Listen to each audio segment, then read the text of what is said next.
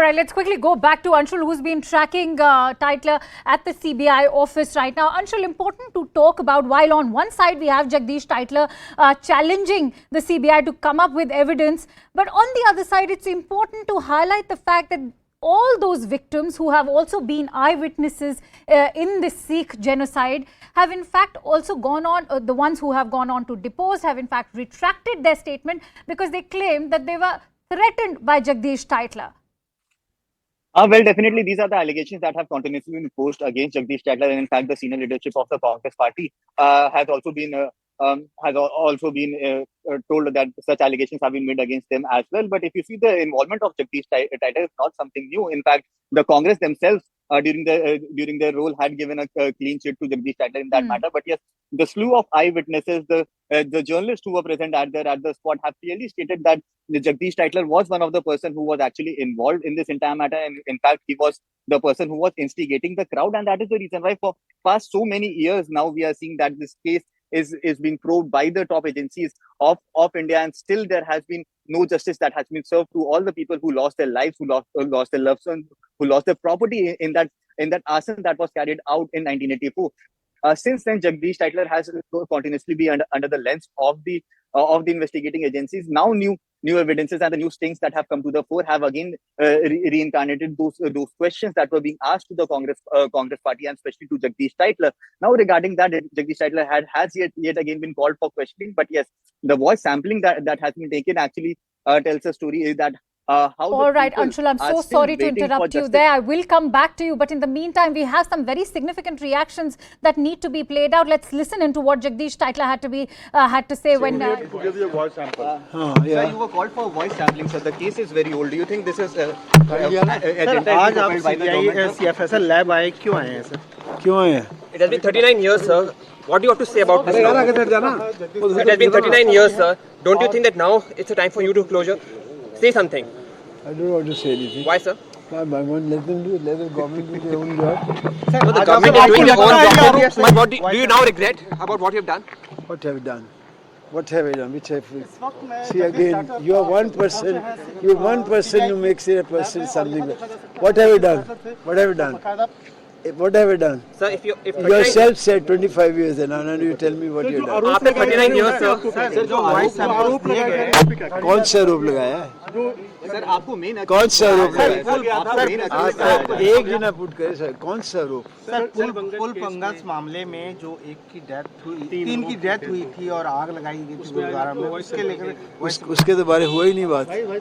उसके बाद हुई नहीं. ये तो बिल्कुल डिफरेंट. पता करो जाके. Nothing to do with that 84 thing. Tytler sir, you regret about the entire incident which happened? मामले में sir? You've been made as a key suspect. Tytler sir, किस मामले में would have found something evidence now? आपको इसलिए लगाया हुआ है? If there is one evidence, no, I'm prepared to hang myself. Let me tell you, if there was evidence, one evidence, they would have registered a FIR against me. 30 years they have not done it. They're still doing an inquiry. And now you're asking me that look at the way kind of things which they're saying to me. बिल्कुल गलत बात है, झूठी बात है. कोई case 84 का नहीं है.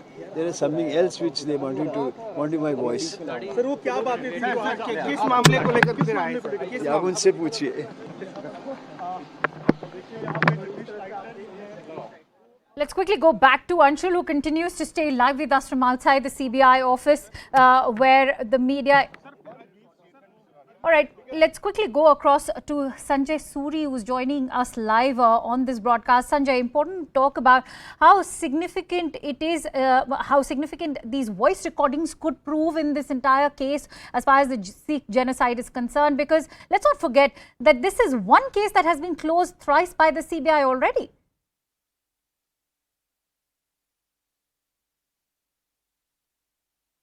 And on the orders of the Sessions Court concerned, where the evidence was presented to the court was not convinced that the case needs to be closed on the basis of the claims presented by the CBI to the court.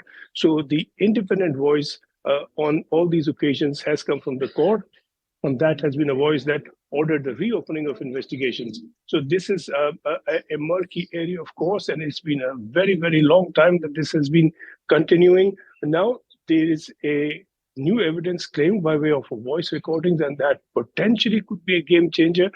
The defense offered by Tytler was that He was not present at Pul Bangash at the time the killings took place because he was at Teen Murti House.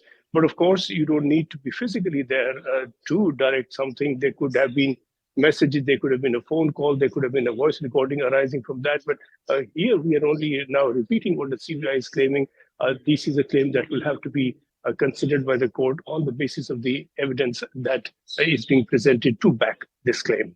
Absolutely, Sanjay. And in his defense, Jagdish Tytler says that if there was any evidence against me, they would have lodged an FIR. Not a single FIR has been lodged against me.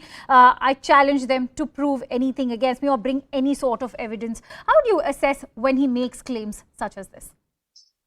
Well, the FIR in that time means nothing. A lot of crimes took place, more than 3,000 killings took place. More than half are not covered by any FIR at all. Particularly take the case of Kamal Nath, and it's surprising that the CBI has proceeded against Tytler and not against Kamal Nath, against whom the case is far more clear, far more strong, and in fact quite overwhelming on the basis of facts and law. For some reason, the government has not proceeded against Kamal Nath. But then again, there was no FIR registered against Kamal Nath, and that is a part of the criminal conspiracy of the time. The police did not register a case. And so today somebody can say, well, nobody filed a case, nobody registered a case, and therefore I'm innocent, when the fact is that the clearing of that person through not filing an FIR is itself a criminal act, and that was conducted on a huge scale with the police very much a party to that criminal conspiracy. So the lack of an FIR by itself does not mean anything in law. It doesn't mean anything in facts. Absolutely. And Sanjay, in fact, what you're sharing with us is some very important information, because you happen to be an eyewitness during that genocide, as it should be called, and not riot. But having said that, important to also highlight the fact how the CBI has continuously changed its stance, because the CBI has gone on to say, they've also said that the eyewitness accounts that they've received are extremely unreliable and don't really go on to establish any account of sorts. How do you view the eyewitness accounts that have in fact arrived in, and why has the CBI in fact not been able to derive any sort of consistency from these accounts? Well, the credibility of the CBI is down into its boots now. There has been so much that the CBI has done, undone, said, unsaid. And if the evidence was strong, well, why was it not presented strongly earlier? And if that evidence was with the CBI that there is no evidence, that there is no case, why did the magistrates in one case after another then rule that, well, the CBI claimed that there is no case, has no basis? So there has been a lot of ding-dong here, a lot of movement. The CBI is saying one thing, another. And these many years later, if they have now uncovered voice recordings, that itself sounds a bit unusual. And let's not forget, those were pre-internet days. There was no mobile phone. There was nothing on which somebody could have easily made a voice recording. It would have been a landline, and unless it was a recording arising from something verbally said of which somebody made a recording, this again sounds a bit unlikely. We'll have to see exactly what these voice recordings are and how they match up or they don't, before, of course, the court can come to a conclusion. Right. Given the up and down record of the CBI, we'll have to really wait to see what the court says. Right. Sanjay, I'm going to request you to continue staying with us.